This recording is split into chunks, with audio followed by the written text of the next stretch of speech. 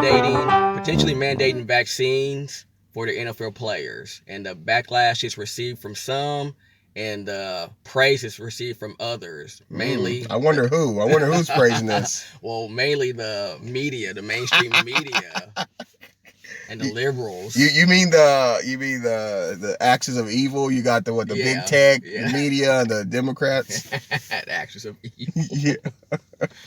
Yeah.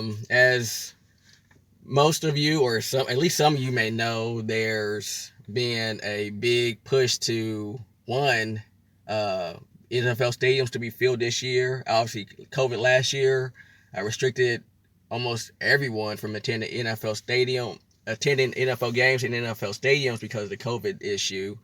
I think the latter part of towards the latter part of last year playoff time in the NFL and even the Super Bowl, they allowed vaccinated people to attend football games.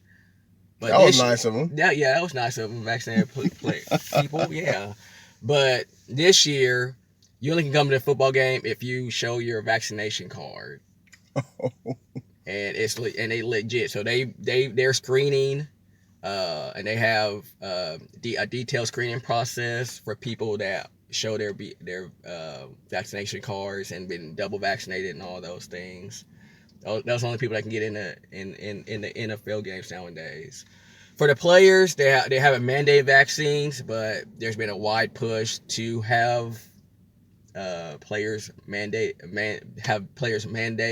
that they do take the vaccine, double dosed, and that's in my opinion, that's the wrong thing to do. There's been players that are outspoken about this mandate, such as Cole Beasley, wide receiver for the Buffalo Bills. He's more like a naturalist. But how's the media responding to the Florida players were saying? They're lambasting them. They're painting them as cuckoo, right wing, Trump supporters, ignorant. Yeah. Well, I think Jimmy Kimmel or one of them said they should die. They shouldn't have health insurance. They don't get. It's just ridiculous that the people that claim to be about people's rights and freedom to choose and whatnot, or they want to take away people's rights and and right to choose when it suits them and their agenda. Yeah. You see how words mean nothing. It's just about power, sticking to the other side.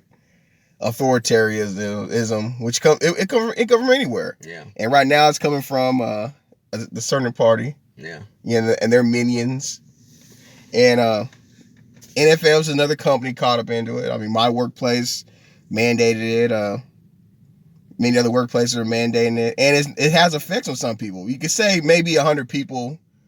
Maybe 80 or 90 of these people have no issues whatsoever. Yeah, but what if you are that 10%? What if you're in that 20% that has an issue? Yeah. Then to you, this could be possibly life or death. Or what if you don't want to do it? What if you don't want to do it? Yeah. America, correct? At one time. The America I grew up in, the America I knew for most of my life. Oh, you have the right to choose things. You have the right to. The government, whoever, media, it wasn't about them bullying you to forcing you to do things. Exactly. Yeah. Even if it's not your best interest. It seems like that's changed over the last 10 years. It's gotten more draconian. Yes. More authoritarian. More authoritarian. And just more restrictive about people being able to choose what they do with their body. And with their lifestyle, unless that lifestyle and their fits the current administration, their agenda, it's just really sad. And this story, people may say, well, it's just sports, what's the big deal? But to me, sports has always been like a microcosm of society. Yeah. Sports usually would. You have a bunch of different people from different backgrounds, different ethnicities.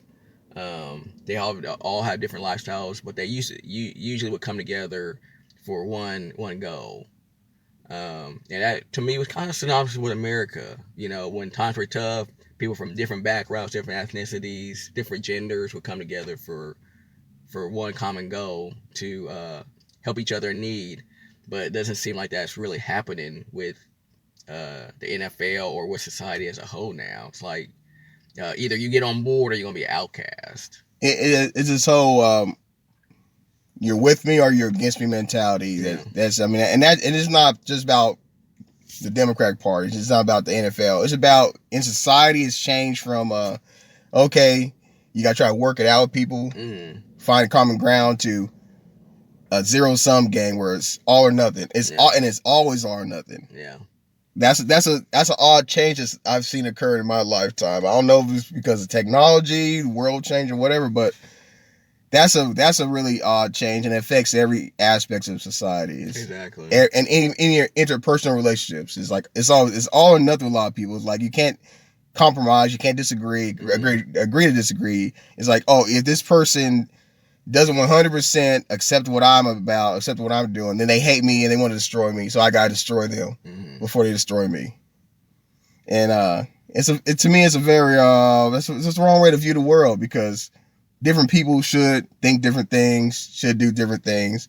If what they're doing is not a danger to me, maybe I could suggest they not do that, but I can't. Who am I to force them not to do that? Exactly. And I think the vaccine falls in that category, because if the vaccine stopped COVID from even, if the vaccine stopped you from catching COVID, if the vaccine stopped you from spreading COVID, then I say, hey, give everyone a vaccine. Yeah. It doesn't do that. Yeah. It's not a true. It's not like a measles vaccines, like polio. They shouldn't be called a vaccine because it doesn't vaccinate you against it. Hey, you're saying a lot right there. I think that's true, and it's even been reported and research that if you do get the vaccine, you are more likely to spread it. And even with this Delta variant, who's to say that's not the culprit in spreading the Delta variant? Could very well be. It could be these people that are catching this, and not because they're showing that the natural antibodies that come with actually catching it are way stronger than any vaccine. Yeah. So let's say these people are getting this weak, quote unquote, vaccine. Enough that they don't get too sick, but enough that they're more susceptible to catching it. Maybe it's brewing inside of them and it's mutated. Yeah. It will mutate naturally anyway, but I think the whole herd immunity thing is natural. Let it happen. And already we may be at that anyway. These people how many people have been vaccinated in 2021 especially, that already had COVID in 2020. Yeah. I mean, I had it in 2020. My coworkers all had it in 2020. And we all got vaccinated in 2021. Who's to say? Yeah. I probably felt some effects of it as well. Yeah. So I just think, it's really easy to say, well, the reason why COVID is not spreading as much, well, people are saying it is spreading because of the unvaccinated people, but people are saying it's not spreading as much.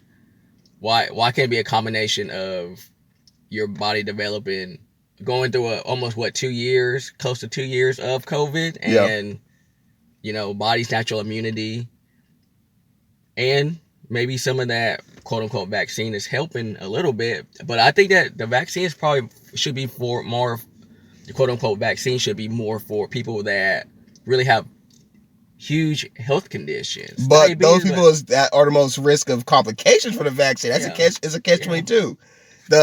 I work with some people that have some issues with the vaccine, and all those people are either on oxygen or they got something wrong with them, and they all had problems with the vaccine. They all had issues. Mm-hmm. But those are the ones that also be most at risk of COVID anyway. Yeah. So it's like a catch-22. Mm-hmm. The moral of the story is, if you're in bad health, get your health better. Yeah. I think for someone like me, like the NFL players, there's a big outcry to mandate something but they're in the top 1% of people that take care of their bodies anyway. They're specimens. They got teams to keep them in shape. Like what NFL player that died from COVID? Exactly. They'll die from a car crash or being drunk or doing something stupid, but they're not gonna know. Yeah. They're not getting took out by stuff like that. It's just like, they focus on the cases when really, think about how many billions of people have survived COVID. Billions have survived COVID. Yeah. Billions have survived COVID. I don't care about the case count. That means nothing. I mean, you're going to start counting people that get the flu and people get colds and people that get diarrhea. You're going to start counting them now too? Yeah. we've all survived those things. Yeah. We've all survived flus. Mm-hmm. We've all survived diarrheas. We've all survived COVID. Mm-hmm. So we're all survivors. Yeah, we're all survivors. That's true. So I mean, it's just I honestly, I don't agree with it. Again, I don't like how the media is coming after these people that are choosing to not take the vaccine for their own personal reasons. They're not, and these people aren't saying that the vaccines aren't helpful. The quote unquote vaccine is not helpful. They're saying it's not right for them. It's their body, their choice. Leave it at that. And then instead of just trying to destroy these players' character, just report the news. Just report what's going on in the NFL. Their personal lives. No, that's not the style. You know the style. Everybody has an opinion, and that's what they want to put out. Opinions always, and everybody has an agenda. But they're not. But the media, they're not the product though. The NFL, those players are the product. That's how it should work, and that's why people are not watching as much. Is to me, sports, everything's become too politicized, and you know what I just do?